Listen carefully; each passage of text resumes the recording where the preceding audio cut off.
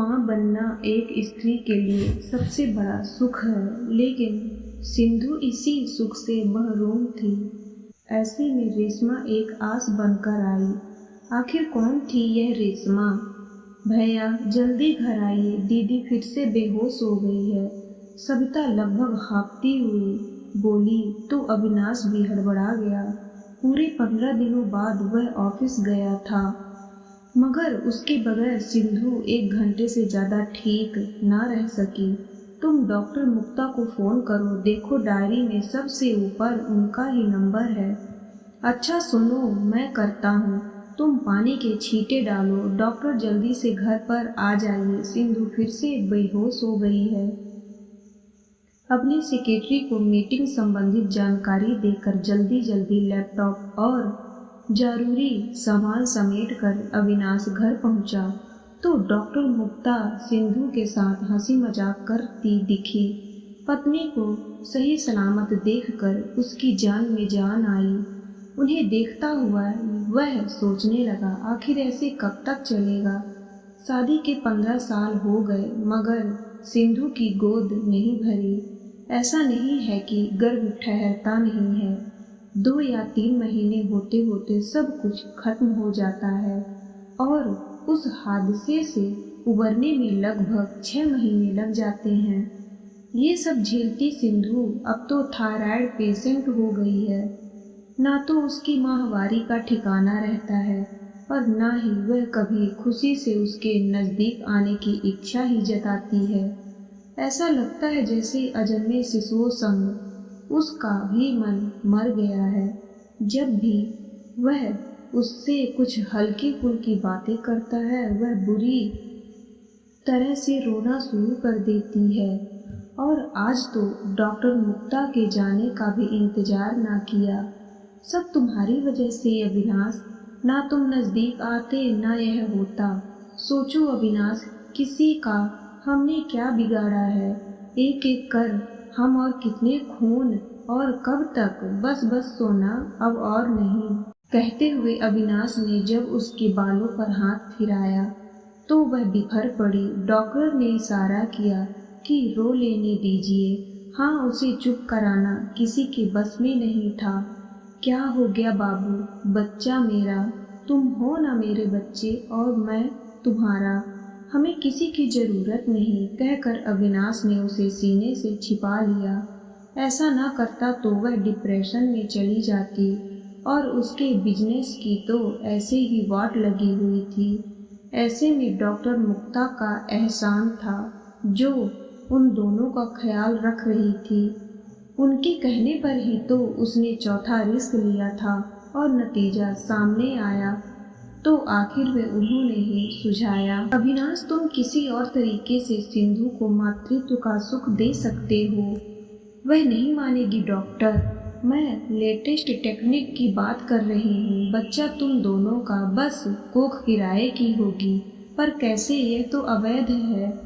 व्यवसाय के रूप में भले अवैध हो, मगर परोपकार के लिए जो भी किया जाए बिल्कुल वैध है। किसी नज़दीकी रिश्तेदार से बात करो। आप सिंधु को जानती हो ना, वह स्वाभिमानी होने के साथ जिद्दी भी है। शायद ही किसी परिचित का एहसान ले, मगर उसे जिंदा रखना है तो उसकी गोद में बच्चा देना होगा। रुको, मैं ही कुछ करती हूँ। जब उसे छोड़ने गया तो पोर्टिको में ये बातें हुई और सचमुच मुक्ता ने रेशमा को सामने ला खड़ा किया।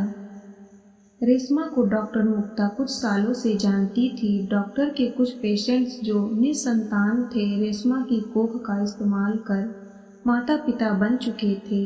रेशमा नज़दीक के गांव से आई थी। बहुत संघर्ष के बाद भी जब मन लायक काम ना मिला तो मजबूरी में उसने यह रास्ता अपना लिया था।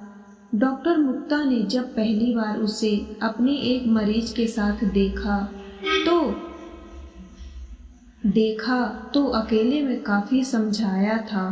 तब रेशमा का यही जवाब था, हम हमेशा से ऐसे नहीं थे। हमने भी मन लगाकर पढ़ाई की, मगर बड़े शहर में रहने के लिए मकान का किराया, अच्छा कपड़ा कहाँ से लाते? हमारे भाई बहन जो हमें अपना आदर्श मानते हैं, आखिर उनके सामने हम खुद को हारा हुआ कैसे दिखाते। माँ और बाबा जो इतनी उम्मीदों के साथ मेरे द्वारा भेजे गए पैसों की राह देखते हैं, वे टूट जाते।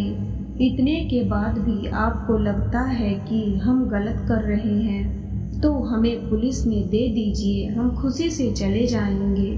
तुम्हारी इन दलीलों से तुम्हारा गुनाह माफ नहीं हो जाता। आखिर ये सब तुम पैसों के लिए ही तो कर रही हो, पैसों के लिए अपनी कोख बेच रही हो। इससे तुम्हारा शरीर कमजोर होगा और फिर कमाने के और भी तो तरीके हैं। अभी तो सिर्फ मैं ही कमाने निकली हूँ और बाकी के लोग पढ़ाई कर रहे हैं। अगर पैसे ना बनाऊँ तो मजबूरी में मेरा पूरा परिवार सड़क पर आ जाएगा, फिर शायद गलत काम और भी बढ़ जाए। इससे तो अच्छा है कि अपने परिवार को पालने के लिए मैं ही क्यों ना त्याग करूं, कोई तो करेगा ना।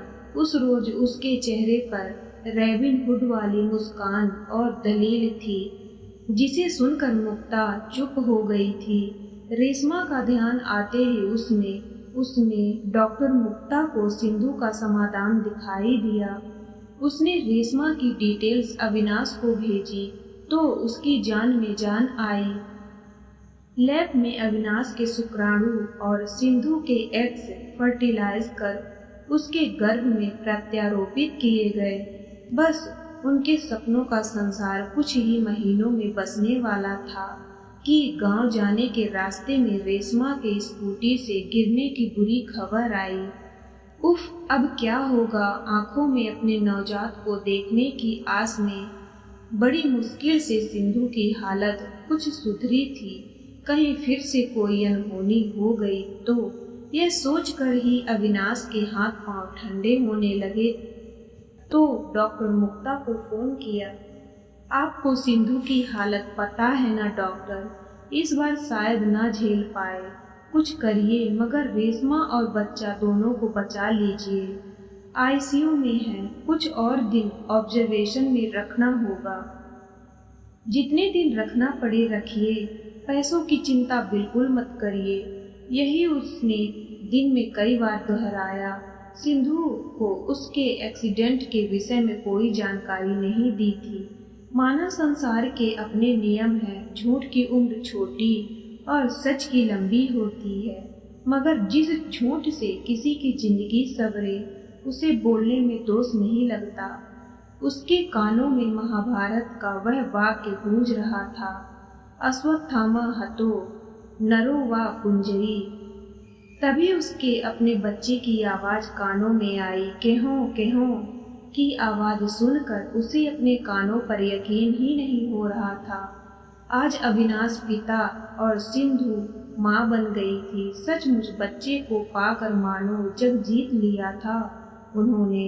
वही रेशमा भी स्वस्थ व सुरक्षित थी।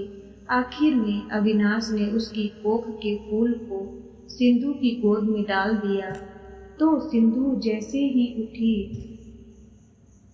सिंधु की इस मुस्कुराहट पर वह सब कुछ कुर्बान कर सकता था। फिलहाल एक ब्लैंक चेक रेशमा को थमाते हुए बोला, तुम्हें नहीं पता है कि तुमने हमें क्या दिया है। इस चेक में इतनी रकम भर लो कि तुम्हें पैसों के लिए कभी अपने आप को कष्ट ना देना पड़े। इस बार मैंने पैसों के लिए नहीं, सिंधु दीदी की जिंदगी के लिए यह किया। रेशमा के मुंह से यह सुनकर डॉक्टर मुक्ता मुस्कुरा उठी। वाकई रेशमा ने एक जीव को जन्म देकर एक साथ कई जीवन संवार दिए। उसकी दरिया दिली पर समाज सुधारक कबीरदास जी का यह दोहा याद आ गया, माला फेरत जुग भया फिरा न मन का फेर, कर का मन का डार दे मन का फेर।